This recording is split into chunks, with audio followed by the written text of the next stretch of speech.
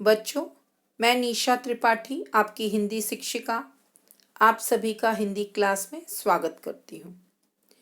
बच्चों, पिछली बार भाग 1 में हमने फूल और कांटे कविता में यह पढ़ा, यह जाना कि फूल और कांटे दोनों का जन्म एक ही स्थान पर होता है।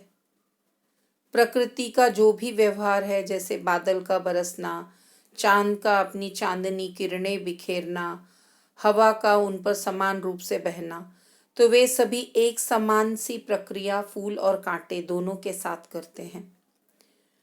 फिर हमने यह भी पिछली बार देखा कि कांटे का व्यवहार कैसा है, और आज इस कविता में हम फूल के व्यवहार के बारे में पढ़ेंगे कि फूल का व्यवहार कैसा है। फूल लेकर तितलियों को गोद में, भौर को अपना अनूठा रस पिला, निज सुगंध और निराले रंग से, है सदा देता कलीजी की खिला। यहाँ पर कवि कहना चाहते हैं कि फूल का व्यवहार कितना प्रेम पूर्वक है, कितना बढ़िया, कितना अच्छा है। क्यों? फूल लेकर तितलियों को गोद में, फूल क्या करता है? तितलियों को गोद में बड़े प्रेम से बैठा लेता है। भौर को अपना अनूठा रस पिला, भौरे को अपना अनूठा रस पिलाता है। अनूठा यानी अनोखा। भौरे को वह अपना अनोखा रस पिलाता है। आपने पढ़ा भी होगा कि भौरे हैं वह फूलों से पराग के रस को पी लेते हैं। तो फूल तितलियों को बड़े प्रेम से अपनी गोद में बिठाता है, भौरे को अपना अनूठा अनोखा रस पिलाता है। और कैसा है व्यवहार फूलों का? देखिए, निज सुगंध और निराले रंग से, निज यानी स्वयं, सुगंध यानी खुशबू। वह क्या करता है? फूल अपनी सुगंध से, अपनी खुशबू से और अपने निराले मनमोहक सुंदर रंग से। आपने देखा होगा फूल बड़े निराले रंगों के होते हैं, लाल, पीले, गुलाबी, सफ़ेद, बहुत सुंदर सुंदर रंग होते हैं फूलों के। तो फूलों को देखकर हम आप उनकी तरफ आकर्षित हो जाते हैं। तो कवि कहते हैं, निज सुगंध और निराले रंग से, है सदा देता कली जी की खिला। यानी फूल क्या करते हैं?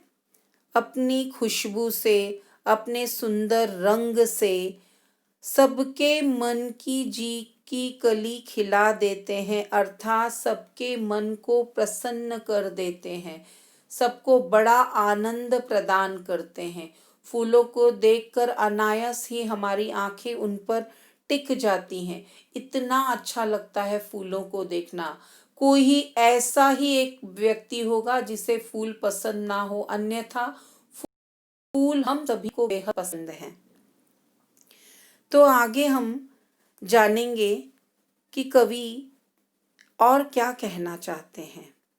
है खटकता एक सबकी आँख में, दूसरा है सोहता सुरसीस पर, किस तरह कुल की बड़ाई काम दे, जो किसी में हो बड़प्पन की कसर।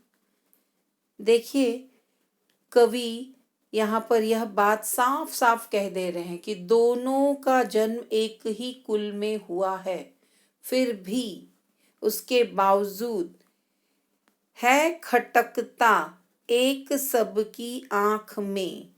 खटकता यानी पसंद ना आना।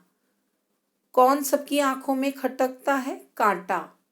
कांटे का व्यवहार ही ऐसा है कि वह सबकी आंखों में खटकता है। दूसरा है सोहता सुर शीस पर। दूसरा है वह प्रभु के शीस पर। सूर्य यानी ईश्वर, शीस यानी सिर। दूसरा यानी फूल। सोहता यानी शोभायमान होना, शोभा देना। वह भगवान के सिर पर शोभायमान देता है। बड़े प्रेम से लोग भगवान के लिए गजरे बनाते हैं या भगवान को पुष्प अर्पण करते हैं। तो फूल अपने व्यवहार के कारण भगवान के शीस पर सोहता है, सिर पर सजाया जाता है। किस तरह कुल की बड़ाई काम दे। कुल यानी खानदान। यहाँ पर कवि कहते हैं किस तरह कुल की बड़ाई, बड़ाई यानी बड़प्पन। कोई बहुत बड़े कुल का है, बहुत धनवान है, बहुत विख्यात है, फिर भी किस तरह कुल की बड़ाई काम दे, जो किसी में हो बड़प्पन की कसर। यदि व्यक्ति के बड़प्पन में कसर है तो यह बड़ाई किसी काम की नहीं। क्यों?